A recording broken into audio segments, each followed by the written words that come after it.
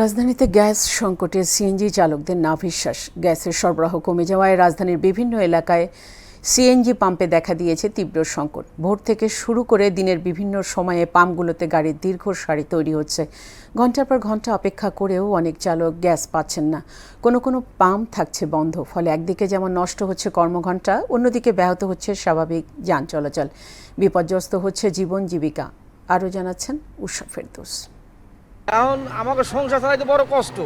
৩০-৪০ হাজার টাকা ঋণ করে আমরা বর্তমানে চলতে আছি, মানে সুদ দেয় না, এরপর চলি। গাড়ির চাকা থেমে গেলে সঙ্গে থেমে যায় জীবনের চাকাও। ঠিক যেমনি ভাবে থেমে আছে সিএনজি পাম্পের গাড়িগুলো। গ্যাস না থাকায় কেউ আবার টেনে আনছেন সিএনজি। গাড়িতে গ্যাস নাই, এই কারণে টেনে আনিয়ে আসতেছি।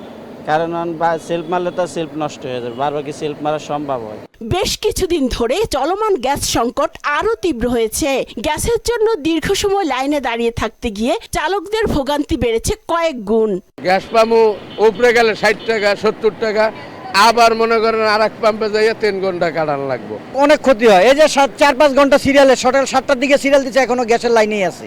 আয় কমে যাচ্ছে, বাড়ছে গাড়ি পরিচালনার খরচ এবং তৈরি হচ্ছে অতিরিক্ত চাপ। প্রতিদিনের গাড়ির জমা দিতেও হিমশিম খাচ্ছেন তারা। আমরা ১০-১৫ বছর ধরে আমি সিএনজি চালাই, আমি এরকম সমস্যা কোনোদিন দেখিনি। মনে করেন বেতন নিতেই খুব কষ্ট হয়ে যায়, মালিকের জমা তো দূরের কথা। গ্যাস না থাকায় কোনো কোনো স্টেশন বন্ধ রাখা হচ্ছে। এই সংকটে সবচেয়ে বেশি বিপাকে পড়েছেন নিম্ন ও মধ্যম আয়ের চালকেরা।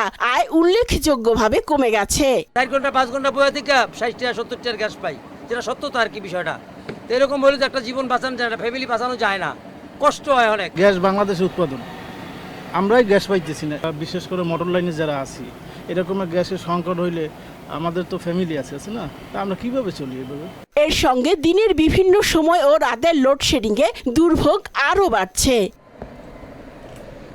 উষা ফেরদৌস, মোহনা সংবাদ, ঢাকা।